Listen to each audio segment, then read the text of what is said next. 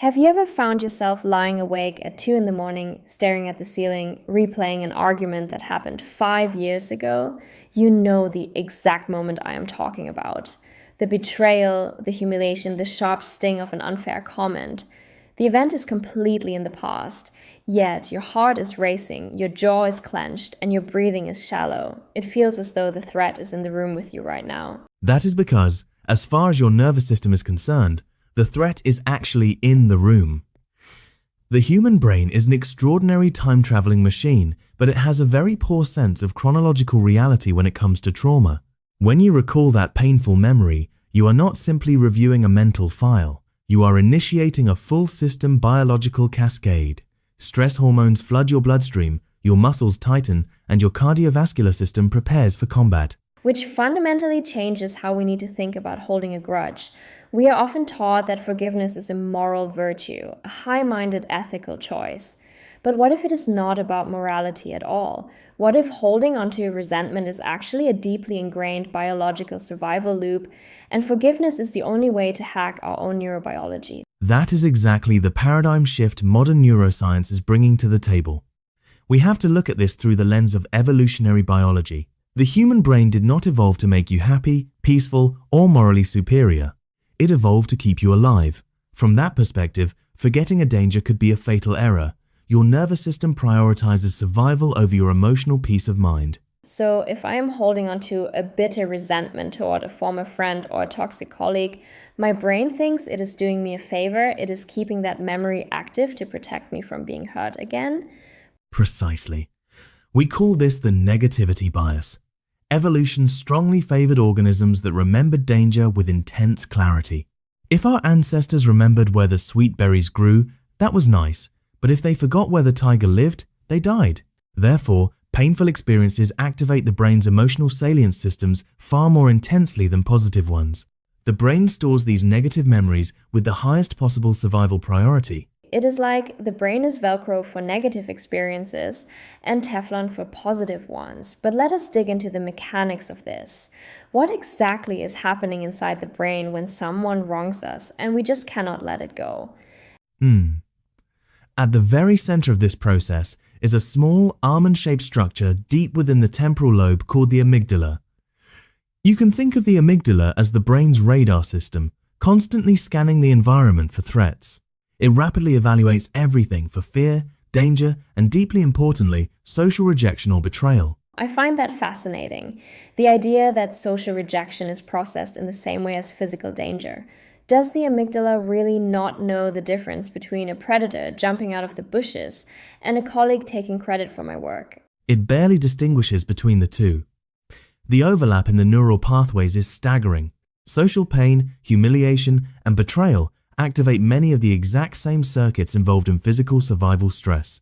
When you are emotionally betrayed, your body treats that event as biologically significant. It signals that your standing in the tribe is threatened, which, historically, meant a threat to your literal survival. That explains so much about the sheer exhaustion of holding a grudge.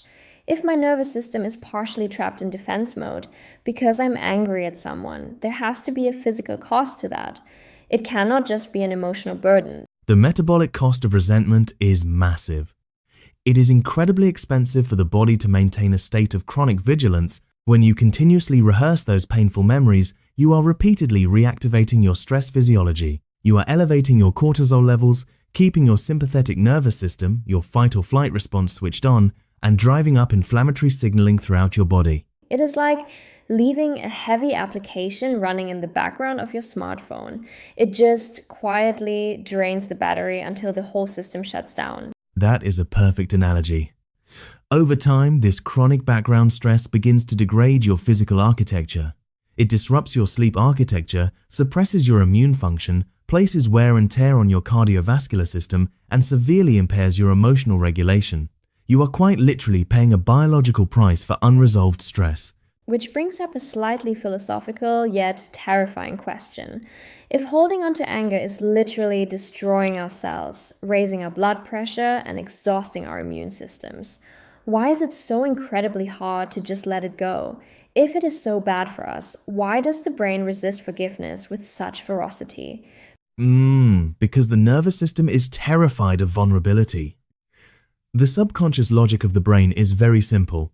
If I stop rehearsing this pain, if I drop my guard, I might become vulnerable to the same attack again.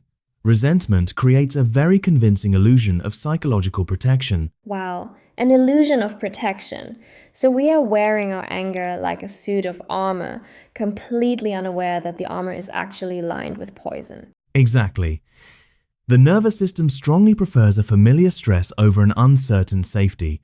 It becomes chemically attached to the state of hypervigilance. Letting go feels like stepping out into the open without a shield. The brain mistakes the emotional suffering of a grudge for a safety mechanism. That is deeply profound.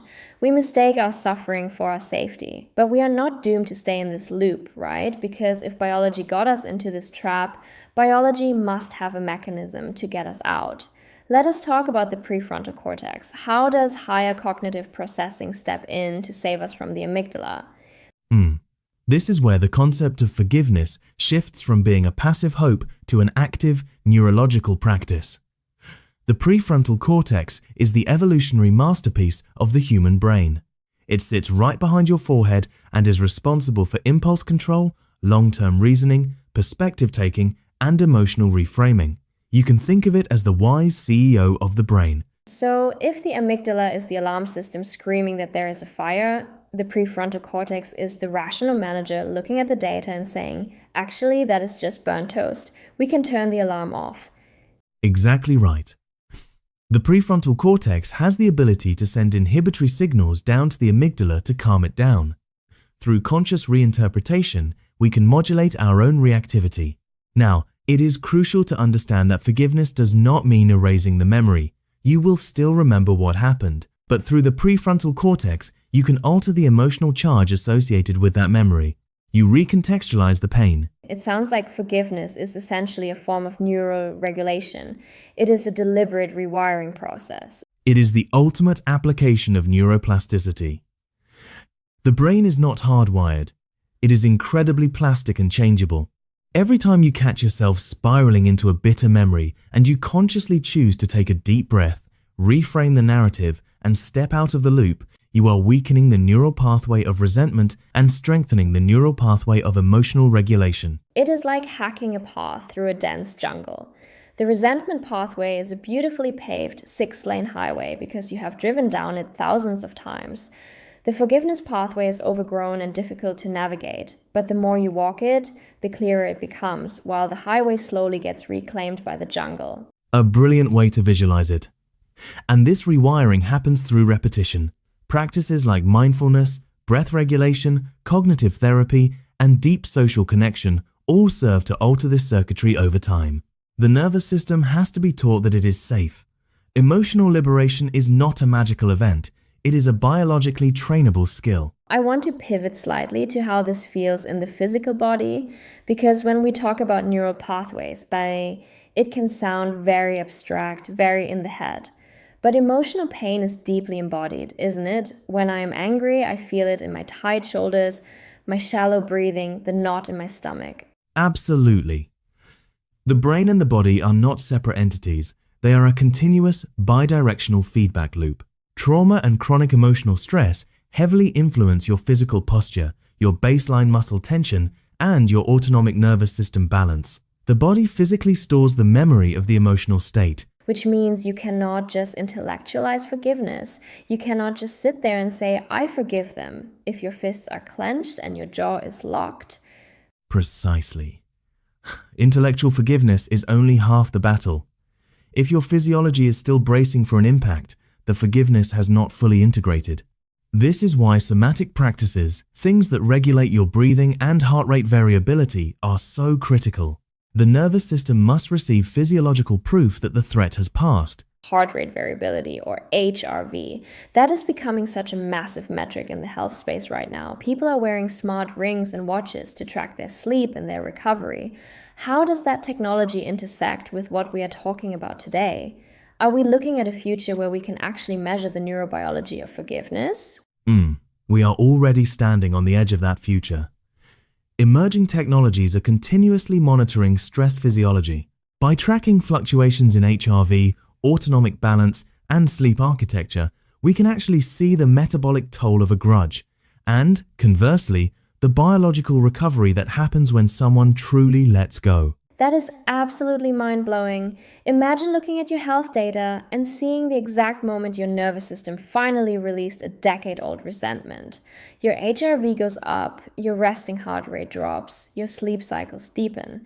It completely changes the narrative around mental health. It removes the stigma.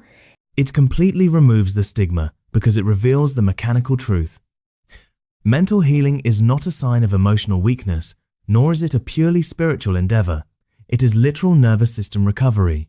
Future health systems will recognize that treating the emotional state is indistinguishable from treating the physical body. It makes me think about how much energy we waste trying to change the past, when all our biology really wants is to be safe in the present.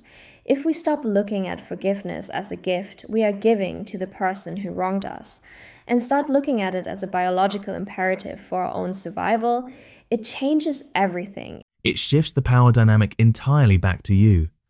Because the brain was designed to protect you. It did its job.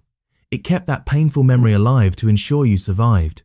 But sometimes that ancient survival circuitry traps us inside old pain long after the environment has become safe. True healing begins at the exact moment the body finally realizes the danger is over. Perhaps forgiveness was never about excusing the past.